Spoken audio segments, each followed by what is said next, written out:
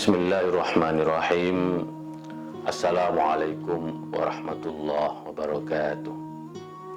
Alhamdulillahirabbil alamin. Alhamdulillahirabbil alamin. Assalatu wassalamu ala sayyidil mursalin habibina wa syafi'ina wa maulana Muhammad wa ala alihi thayyibin wa sahbihil muntajabin wa tabi'ina lahum bi ihsanin ila yaumiddin. Sahabat Islam ramah, marilah kita mulai segala aktivitas kita dengan senantiasa bersyukur kehadirat Allah Subhanahu wa taala atas rahmat dan nikmat yang diberikan kepada kita semua.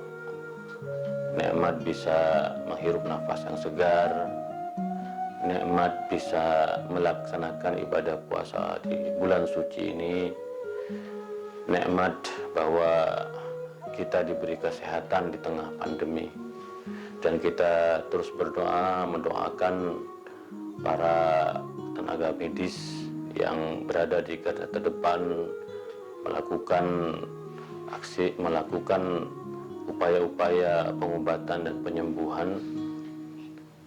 Dan tentu syukur ini akan menjadikan kita lebih kuat lagi, lebih mendapatkan keberkahan dari Allah Subhanahu wa taala.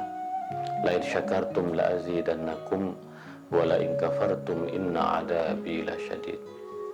Selawat serta salam marilah kita haturkan kepada baginda Rasulullah sallallahu alaihi wasallam, karena selawat-selawat kita akan menenteramkan hati kita, akan menjernihkan pikiran kita, dan menjadikan kita lebih siap untuk menghadapi berbagai persoalan yang tentu kita sama-sama tidak bisa kita hindarkan dalam kehidupan sehari-hari kita. Sholawat kepada Rasulullah adalah obat hati kita, tibbul qulub, karena sholawat akan menghilangkan kegundahan, kegelisahan dan kesedihan. Maka marilah kita sholawat kepada Rasulullah dan keluarganya. Allahumma sholli ala Sayyidina Muhammad wa ala ali Sayyidina Muhammad. Sholawat-sholawat kita insyaallah akan membawa kebahagiaan baik di dunia maupun di akhirat. Sahabat Islam ramah, seperti biasa selama bulan Ramadan ini kita akan ngaji Al-Quran Kitab Toleransi, sebuah buku yang saya tulis sendiri 13 tahun yang lalu. Buku yang merupakan cita-cita besar saya bahwa kita umat Islam Indonesia harus menjadi teladan bagi toleransi.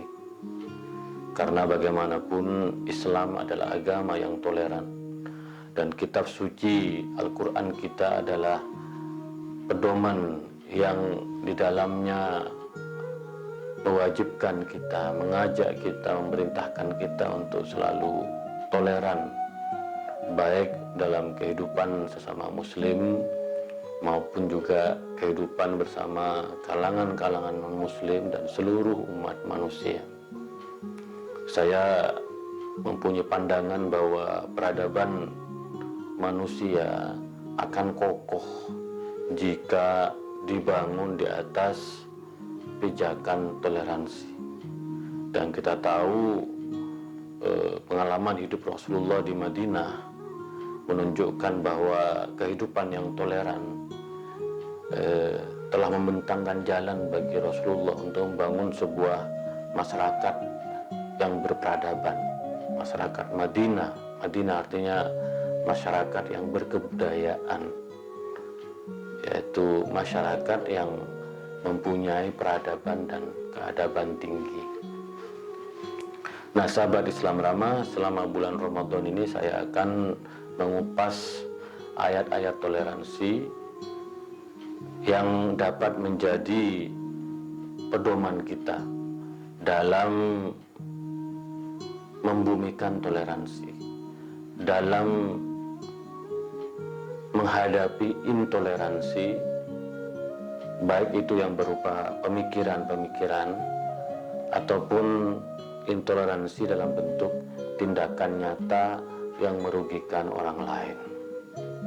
Nah, tema kita pada hari ini adalah kebebasan beragama atau kemerdekaan beragama. Kita tahu bahwa kebebasan beragama merupakan salah satu forum internom yang itu melekat dalam setiap diri orang untuk memilih dan menentukan agamanya, atau bahkan memilih untuk tidak beragama. Ini termaktub dalam Deklarasi Hak Asasi Manusia yang kemudian dianut oleh sebagian besar penduduk dunia. Nah, kita bisa melihat dalam ayat yang akan saya bedah ini betapa visi Al-Quran sebenarnya visi yang sejalan dengan hak asasi manusia itu. Bahkan visi Al-Quran sebenarnya melampaui deklarasi hak asasi manusia. Mari kita baca ayatnya. Bismillahirrahmanirrahim. Wa qulil haq min rabbikum faman syaa'a falyu'min wa man syaa'a falyakfur. Inna a'tadna lidzalimina nara ahata bihim suradiquha wa yastaghitsu yughatsu bima'in kalmuhli yashwil wujuh wa bi'sasy syarab wa sa'at murtafaqa.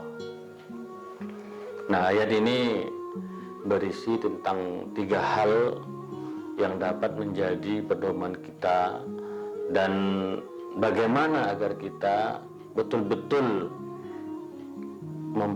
membumikan kebebasan beragama, kebebasan berkeyakinan, kemerdekaan beragama dalam bahasa konstitusi kita. Nah, mari kita pahami wa qulil haq min rabbikum, dan katakanlah bahwa kebenaran itu berasal dari Tuhanmu. Nah, ayat ini ingin menegaskan kepada kita semua sebuah prinsip yang sangat penting, bahwa kebenaran itu semata-mata dari Allah. Allah adalah pemilik kebenaran. Allah yang menentukan kebenaran. Nah, Al-Imam Ar-Razi mengisahkan tentang ayat ini sebagai kritik, sebagai pegangan bagi Rasulullah SAW, bahwa orang-orang di Mekah dan di Madinah itu, terutama di Mekah itu, kekuasaan dikendalikan oleh orang-orang yang berharta, orang-orang yang kaya, kaum konglomerat. Kalau dalam bahasa modern adalah oligarki. Mereka yang menguasai kekuasaan, mereka yang mempunyai harta melimpah, dan mereka terus menguasai aset ekonomi. Nah, maka kemudian turun ayat ini menurut Imam Ar-Razi dalam tafsirnya, Tafsir Al-Kabir Mafatihul Ghaib, bahwa sesungguhnya kebenaran dari Allah. Kebenaran bukan ditentukan oleh mereka yang mempunyai harta melimpah. Dan oleh karena itu Rasulullah diperintahkan oleh Allah untuk selalu bersama dengan orang-orang miskin, orang-orang fakir, anak-anak yatim. Nah, disinilah kemudian bahwa kalau kita membaca analisis sosiologis tentang bagaimana konflik-konflik lahir di tengah-tengah kita, itu rata-rata kerjasama antara pemilik modal, antara kaum konglomerasi dengan kelompok-kelompok yang biasanya mengklaim sebagai pemilik kebenaran, sehingga mereka bisa menentukan ini sesat, ini kafir, ini tidak sesat dan ini tidak kafir. Ini persoalan yang memang kita hadapi bersama-sama, di mana muncul kelompok-kelompok seperti takfiri atau Wahabi yang secara terang-terangan menganggap dirinya sebagai pemilik kebenaran. Kita tahu ketika Arab Saudi mempunyai harta yang melimpah dengan ditemukannya minyak, lalu dengan uangnya dia melakukan penyebaran dan penetrasi paham-paham takfiri, paham-paham Wahabi jihadi ke berbagai belahan dunia. Lalu lahirlah fatwa-fatwa yang mengkafirkan, menyesatkan orang yang berbeda dengan kelompoknya. Maulid Nabi sesat, ziarah kubur sesat, dan berbagai tradisi, praktek-praktek keagamaan dianggap sesat. Nah, ini kemudian menjadi semacam pedoman bagi kita bahwa sesungguhnya dalam ayat ini yang menentukan kebenaran adalah Allah, karena Allah sebagai sumber kebenaran, bukan Wahabi, bukan takfiri, bukan lembaga-lembaga yang selama ini dianggap mempunyai otoritas untuk menentukan kebenaran, apalagi dalam konteks hubungan intraagama. Ini sesuatu yang sangat rentan sekali ketika ada pihak-pihak yang menyesatkan kelompok yang tidak sepaham dengannya. Kita tahu dalam perjalanan sejarahnya NU adalah korban dari Wahabi yang kerap menyesatkan, membid'ahkan praktek-praktek keagamaan, padahal mereka bukan pemilik kebenaran. Maka sekali lagi ayat ini menjadi ayat penting. Berhati-hatilah dengan mereka yang menggunakan kekayaan, kekuasaannya untuk menentukan kebenaran. Mereka sebenarnya tidak sedang menegakkan kebenaran, tetapi mereka sungguhnya adalah ingin menunjukkan kekuasaannya melalui kekayaan yang dia miliki. Maka Allah kemudian berfirman, wa qulil haqq min rabbikum, dan katakanlah bahwa kebenaran itu berasal dari Tuhanmu. Nah, di dalam ayat selanjutnya ditegaskan, faman syaa'a falyu'min wa man syaa'a falyakfur. Ini yang prinsip yang menarik, bahwa kita umat manusia diberi kebebasan untuk beriman dan tidak beriman atau kufur. Ini sangat luar biasa, bahwa seperti yang saya jelaskan dalam ayat sebelumnya, la ikraha fiddin, tidak boleh kita memaksa seseorang dalam beragama, karena Allah sendiri sudah memberikan kebebasan kepada makhluknya, kepada manusia, pada ciptaannya, untuk memilih antara jalan iman dan jalan kufur.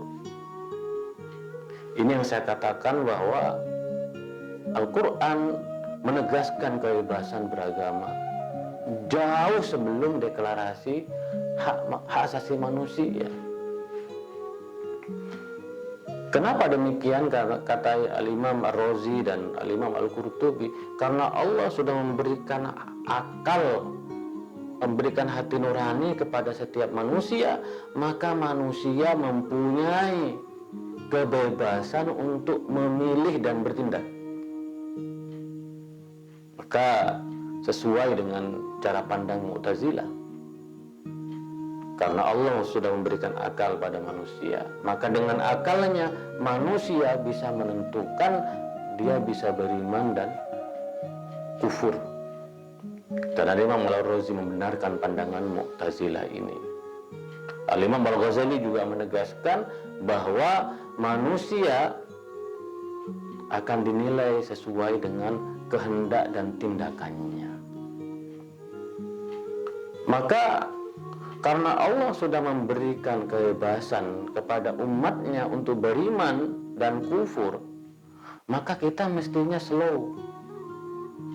Bahasa anak milenialnya santuy.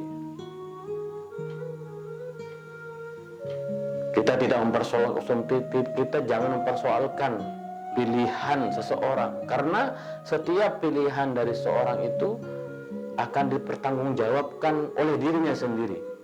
Wala taziru wizra ukhra. Kamu tidak akan mengemban dosa orang lain.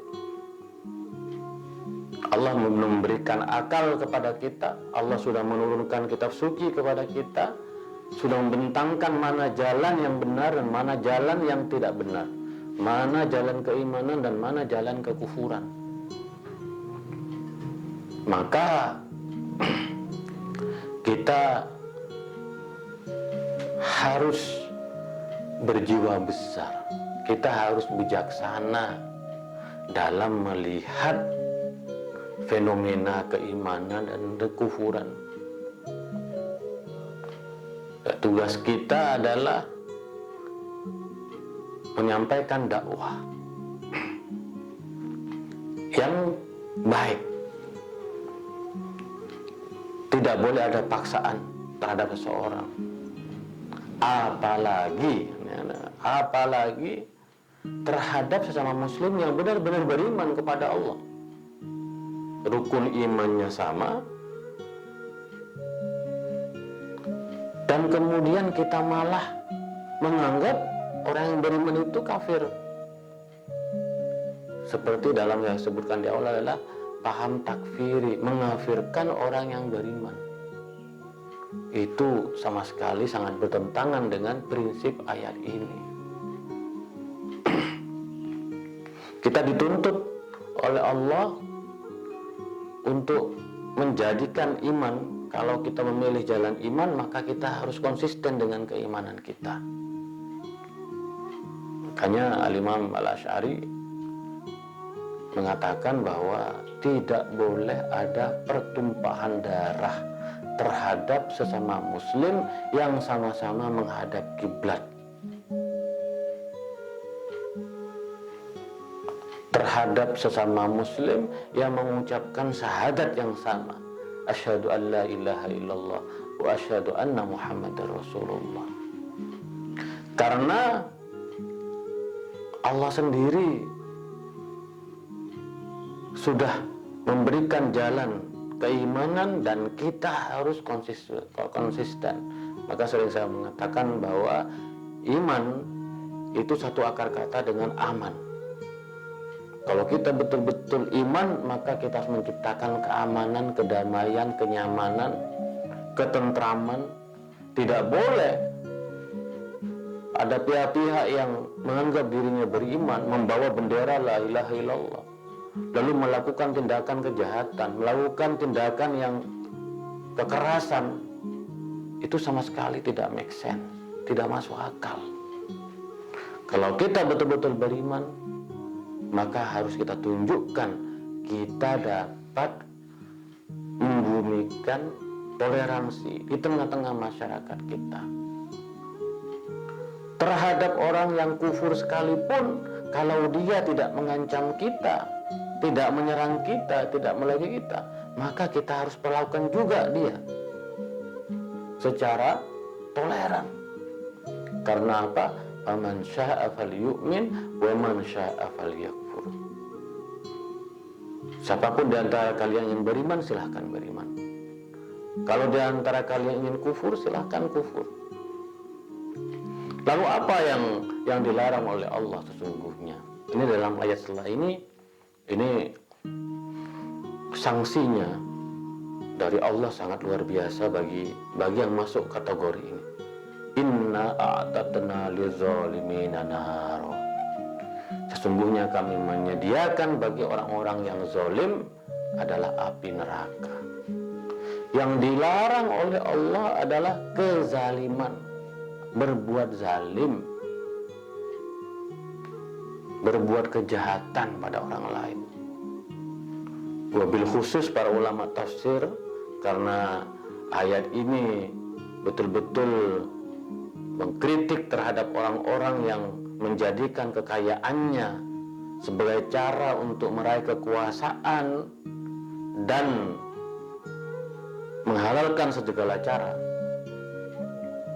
Maka mereka yang zalim terhadap orang-orang miskin, yang melakukan kezaliman terhadap orang-orang miskin, maka akan dipersiapkan neraka. Ahata bihim suradiquha. Mereka akan dikepung. Kalau mereka minta wa in yastaghitsu, minta minum, maka akan dikasih dengan air yang mendidih, membakar wajah-wajah mereka. Jadi yang dilarang oleh Al-Quran adalah kezaliman, berbuat zalim. Karena kezaliman itu betul-betul merugikan orang lain, menyengsarakan orang lain. Bahkan dikatakan oleh Luqmanul Hakim, inna syirka la zulmun azim, bahwa syirik adalah kezaliman yang besar. Syirik itu artinya bahwa kita sudah melampaui kewenangan Allah, menyekutukan Allah, seolah-olah kita sebagai pemilik kebenaran, dan dengan klaim kebenaran dia melakukan kezaliman, dan itu sungguh-sungguh sebagai puncak dari kezaliman. Maka berhati-hatilah terhadap mereka yang suka melakukan kezaliman, karena setiap kezaliman itu akan melahirkan kesengsaraan, akan melahirkan kepedihan, akan melahirkan ketakutan. Dan disinilah kita dalam konteks umat beragama, maka marilah hindari kekerasan, hindari diskriminasi, hindari kebencian, hindari perlakuan tidak adil, hindari kezaliman terhadap siapapun yang berbeda dengan kita, maupun yang masih satu rumah, yang masih satu komunitas, satu agama dengan kita. Sekali lagi sahabat Islam Ramah, saya ingin mengatakan bahwa kita umat Islam ini akan dilihat apakah kita mampu memberikan teladan yang baik sebagai umat yang toleran, yang bersahabat, yang guyup, yang gotong royong, yang saling menghormati dan saling menghargai di antara sesama, tidak melukai, tidak menyengsarakan orang lain, memberikan perlindungan terhadap siapapun, membangun persaudaraan. Kita jangan sekali-kali menganggap diri kita sebagai pemilik kebenaran. Ini salah satu prinsip dalam toleransi. Jangan menganggap diri kita yang paling benar. Sekali lagi saya selalu mengingatkan pandangan Imam Syafi'i, ra'i sawabun yahtamilu khata' wa ra'i ghairi khata'un yahtamilu sawab. Saya sangat senang dengan kata-kata ini, dan ini menjadi pegangan saya. Pendapat saya benar, tapi mungkin saja salah. Bahwa saya bisa menganggap pendapat saya benar, tetapi kita harus membuka bahwa ada kemungkinan dalam pendapat saya itu salah. Karena apa? Karena sungguhnya pemilik kebenaran itu Allah. Kita ini manusia, mahalul khata' wa nisyan. Kita ini tempat di mana ada kealpaan, ada kesalahan. Tidak selamanya kita ini benar. Dalam setiap pandangan kita pasti selalu ada sisi kelemahannya, ada sisi kesalahannya. Sebaliknya, wa ra'yu ghairi khata'un yahtamilu shawab. Dan pendapat orang lain salah. Kita bisa menganggap pendapat orang lain salah yang berbeda dengan kita. Tetapi berikan ruang juga bahwa pendapat dia yang salah, mungkin saja ada kebenaran di dalamnya. Yahtamilus shawab. Nah, oleh karena itu, maka prinsip mengakui bahwa Allah satu-satunya pemilik kebenaran yang absolut ini akan menjadikan kita lebih toleran, lebih nyaman dalam menghadapi perbedaan pandangan. Karena dalam sejarahnya selalu muncul ijtihad dalam setiap zaman. Karena kata Imam Ali bahwa Al-Quran tidak berbicara. Yang berbicara adalah kita yang memahami Al-Quran itu.